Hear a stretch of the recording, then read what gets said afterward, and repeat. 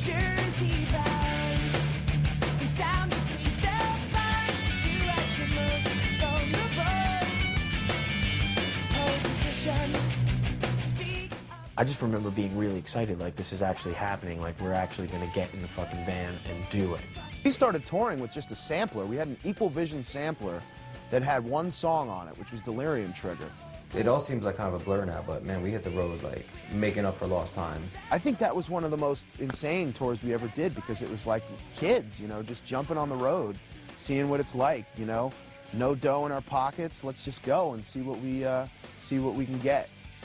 You know, it could be 10 people at the show, 20 people at the show. It was really exciting.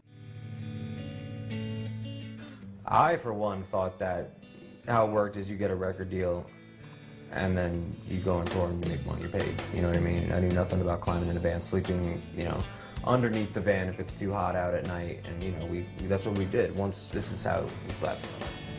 You know, every night, just sitting up in van benches.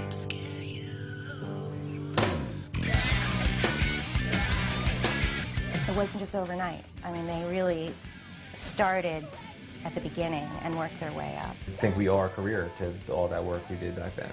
I mean, I've seen so many bands come and go because they might have a hot single real quick on TV or might get on the right tour where they have a little bit of a buzz.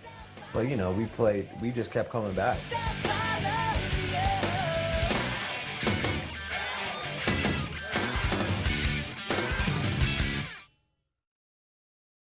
The record had just come out, and they would play a show, and even if it was like 50 people, they would call us after the show, and they're like, you know, there was only like 50 people there, but we sold like 45 CDs.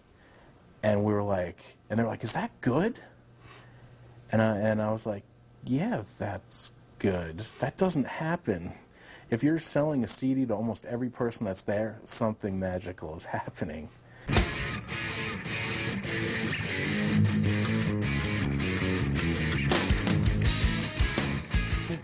Well, Equal Vision introduced us to Nick Storch, who I think they had a relationship with through a few other bands.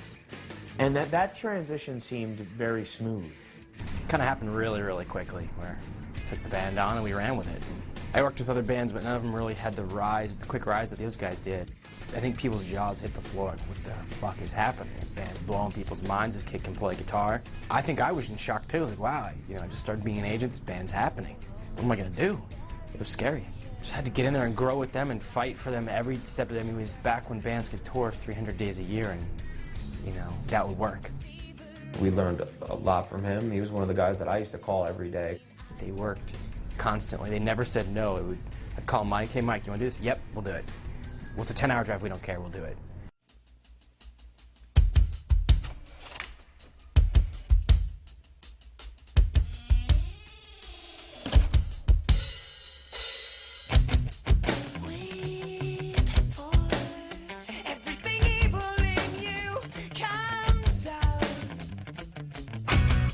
Hellfest definitely is a funny experience because I think the stages were very close, and I think there was this huge canopy, so sound was bouncing off of everywhere, and while we were playing, Hope Conspiracy was playing, and I almost felt like I could hear Hope Conspiracy more than I can hear me. We stuck out like a sore thumb. We got this weird music, we got this singer who sings, really high, and we're gonna try and push it to these kids who have been, going to hardcore shows. But it worked. The hardcore kids were like, these guys can rip, they play really well. Okay, we'll do it. There's this energy, and the stage wasn't even packed. People that watched them knew this was probably the last time they'd see them this close up and really, hear them at this infantile stage. It's almost like we were proving people wrong, all these people that, really? Coheed and Cambria? Really? And now people were digging us. We still brought something that fit. Like, oh my God, maybe we're doing something right. People started seeing the other side of what we do and how it could fit. We still kind of had our own thing. But eventually the songs kind of what drove the whole train. I mean, I consider Equal Vision a hardcore label. And for somewhat alternative to get into this kind of thing is, really exciting. because it's a little, you know, it's definitely not going down the center. It's pretty left to center, both content-wise and musically, and they just happen to be the one that pulls it off. It had started to progress to the point where we needed somebody to be helping us and really lead us in the right direction. We had started getting some phone calls from managers that seemed interested, and we met with a few. You know, how do you know how to pick a guy who's going to manage your life? That was pretty cool. I mean, it's like, who's soccer hooligan singing that?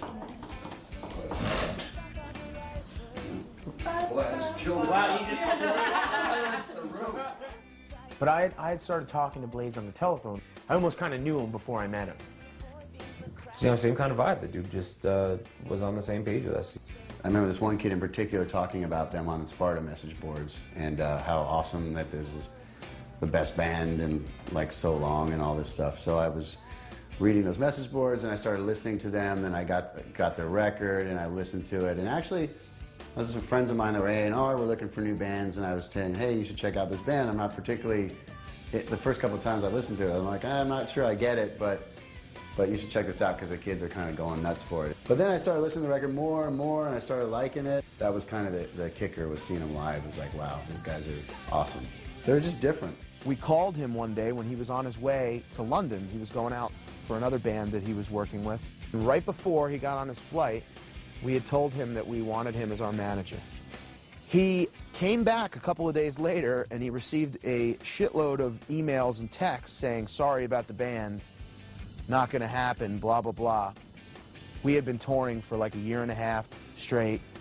We had never done that. We were kids. A lot of us, you know, were having issues with how to figure out how to deal with things, you know? All of us were. Things were moving so quick, maybe there wasn't time to be like, hey man, why did you do this? That pissed me off. So you hold on to that. And I think it just came to a head. And that's when we, you know, my aunt got involved. You know, my aunt was a social worker. And this is my Aunt Tony, actually.